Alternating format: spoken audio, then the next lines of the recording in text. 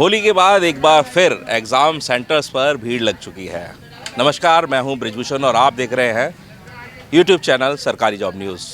आज SSC CHSL का exam था। कैसा रहा एग्ज़ाम, इन्हीं लोगों से पूछते हैं। कितने अटैम्प्ट किया आपने? मैंने 50 किए थे। 97, वाह। 85 72 अच्छा, 97 वाले भाई से ही पूछते हैं कि आज के एग्ज़ाम में किस तरीके के सवाल देखने को मिले। सही था, इजी था। मैथ और रीजनिंग इजी थे और अंग्रेजी ठीक थी, मॉडरेट थी। अंग्रेजी और जीके मॉडरेट थी। अच्छा, करंट अफेयर्स से बात करें तो किस तरीके के सवाल थे? सही थे। पॉलिटी से बहुत अच्छे क्वेश्चन थे। हाई कोर्ट की रिट वाला था 226। सवाल पूरा बताइए। वो जो उच्च न्यायालय होता है ना, वो कौन से आर्टिकल के तहत मतलब रिट जारी कर सकता है, वो वाला था। आर्टिकल्स पूछा था। और एक आया था वो किस संघ में आता है, सातवीं अनुसूची में संघ से आया था क्वेश्चन। 2 क्वेश्चन आए थे पॉलिटी से। और करंट अफेयर के बहुत क्वेश्चन आए। 2000 क्या सवाल बताइए? क्वेश्चन तो एक उसके याद नहीं है, पर और मैथ और रीजन का लेवल बहुत ही नीचे था, एमटीएस के लेवल का था। सवाल पूछा था 2021 में ऐसे कुछ था, ध्यान नहीं आ रहा मुझे, 21 से था। स्पोर्ट्स से क्वेश्चन थे। स्पोर्ट्स से पीकेएल वाला लीग किसने जीती है? सीजन 8 किस किस के बीच हुआ था फाइनल? हाँ, और दिल्ली वाला जो था ना, एक क्वेश्चन दिल्ली दबंग के और किसके बीच हुआ था। और एक और था उसका जो फाइनल मैच था ना, वो दिल्ली दबंग थी और एक और किसके साथ हुआ था, उसमें जो ऑप्शन दे रखे थे। हाँ, वो था आर्ट एंड कल्चर से था। वो सितार से संबंध था, रविशंकर प्रसाद वाला था। वही था कि सितार के लिए मतलब कौन मशहूर है सितार बजाने के लिए? पंडित रविशंकर था। उसका क्वेश्चन पूछा था सितार से कौन से हुआ है। ज्योग्राफी से था। वो बंगाल की खाड़ी में कौन सी नदी गिरती है? दोबारा बताइए। जो बंगाल की खाड़ी में कौन सी नदी गिरती है? बंगाल की खाड़ी में कौन सी नदी गिरती है? राजस्थान से कौन सी नदी का वो उद्गमन होता है? अच्छा, राजस्थान से किस नदी का उद्गम होता है, ये भी पूछा था। और यही पूछा था। किसने हेड किया था अंग्रेजों की तरफ से? अंग्रेजों द्वारा। वॉर ऑफ प्लासी किसके द्वारा हेडेड था, मतलब ब्रिटिश की तरफ से? कहते कुछ यूनियन लिस्ट में कौन सा इसमें से नहीं है, जैसे सैनिटेशन वगैरह, ऐसे करके 4 ऑप्शन दे रखे थे।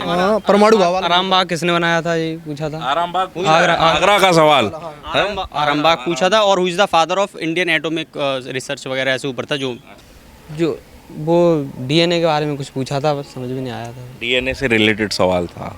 एक क्वेश्चन उसके ऊपर आया था, कैंसर के ऊपर, कोशिका वगैरह से रिलेटिव कि कितना संख्या हो, उससे रिलेटिव था सर। और एक बुक राइटर आया था। और किसका राइटर पूछा था? सर एक बुक थी मधुशाला करके थे कुछ। मधुशाला। हाँ, उसका राइटर पूछा था। हाँ, पर वो कैपिटल पूछी थी, वो तो रीजनिंग में थी। वो रीजनिंग में क्वेश्चन था। वो कैपिटल्स दे रखी थी, उसमें से एक मतलब सही नहीं था वो।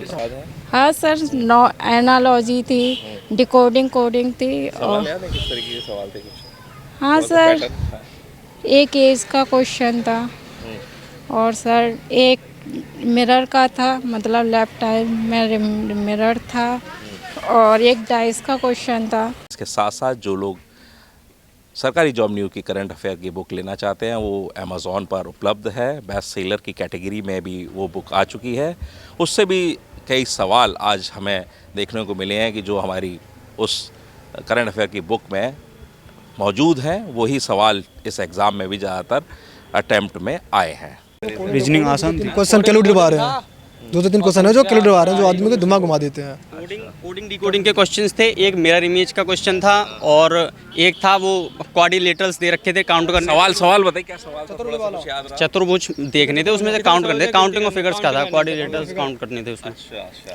और इसके अलावा रिलेशन से कुछ था क्या? क्वेश्चन था। मतलब उसने टच करा है, सारे चैप्टर थे उसमें। सारे चैप्टर आए हैं। और कोडिंग टू कोडिंग। सवाल याद है क्या था?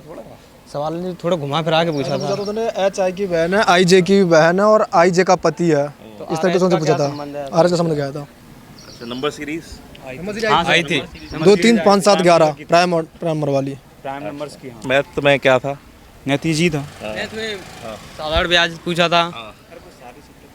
और टाइम एंड वर्क का भी था। क्या सवाल बताइए? टाइम एंड वर्क का सर क्वेश्चन ऐसा था, A और B मिलके दोनों मिलके काम 25 दिन में करते हैं, B अकेला 20 दिन में करता है, तो एक कितने दिन में करेगा? त्रिकोणमिति से भी आया था कुछ।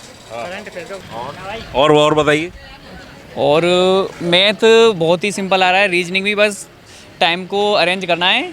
टाइम टेकिंग भी नहीं है मैथ तो। इंग्लिश की बात करें, इंग्लिश सर इजी थी, इंग्लिश में ज़्यादा दिक्कत नहीं थी। इंग्लिश में सर आपके इम्प्रूवमेंट थे, एंटोनिम पूछा था, 2 से 3 शायद सिनोनिम थे, एक वन वर्ड था और एक पैसिव वॉइस था, एक डायरेक्ट इनडायरेक्ट था। डायरेक्ट इनडायरेक्ट सिंपल ही था और पैसिव वॉइस मतलब यही था सर। एक ब्लैंक्स वगैरह। हाँ सर क्लोज टेस्ट था, एक जम्बल्ड सेंट वो था, PQRS था एक।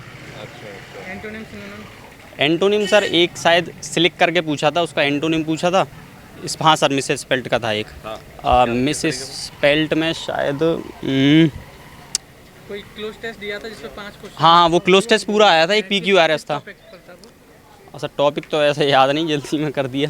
फ्रेजेस, रिप्लेसमेंट्स, ईडीएम था, ईडीएम आया था, टू बरी वंस फिंगर ऐसा करके था, बर्न वंस फिंगर ये था। अच्छा पूरे पेपर की बात करें तो किस तरीके का पेपर था? पेपर ओवरऑल सही था पेपर, मतलब कि आप प्रीवियस क्वेश्चन वगैरह कीजिए तो अच्छा कर सकते हैं। पूरा सिलेबस कवर किया है? यस सर, पूरा सिलेबस कवर किया है, प्रीवियस पेपर के अकॉर्डिंग सही था, मतलब प्रीवियस पेपर से कर रहे हो तो आप कर सकते हो आज। अच्छा एक सलाह देना चाहें, जैसे जो लोग अब पेपर देने आएंगे तो किस तरीके से तैयारी करनी चाहिए? क्या प्रीवियस पेपर को करते जाइए, करंट अफेयर कर लीजिए 6 महीने के अंदर की।